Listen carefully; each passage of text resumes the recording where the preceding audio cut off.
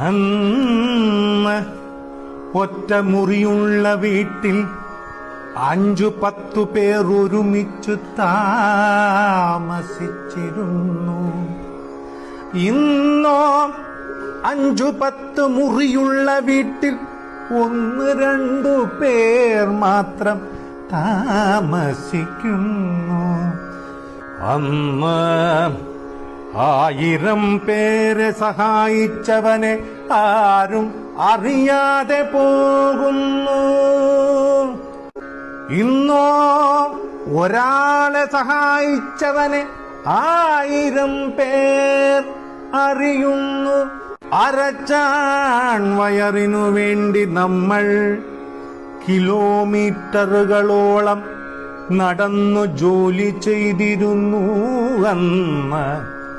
ഇന്നോ ഒരു ചാൺ വയർ കുറയ്ക്കാൻ നമ്മൾ കിലോമീറ്ററുകളോളം നടക്കുന്നു എന്നും അന്നോ നാം ജീവിക്കാനായി ഭക്ഷണം കഴിക്കുന്നു. ഇന്നോ ഭക്ഷണം കഴിക്കാനായി മാത്രം നാം ജീവിക്കുന്നു.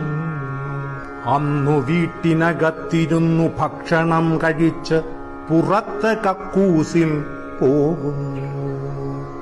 ഇന്നോ പുറത്ത് ഭക്ഷണം കഴിച്ച് അകത്ത് കക്കൂസിൽ പോകുന്നു.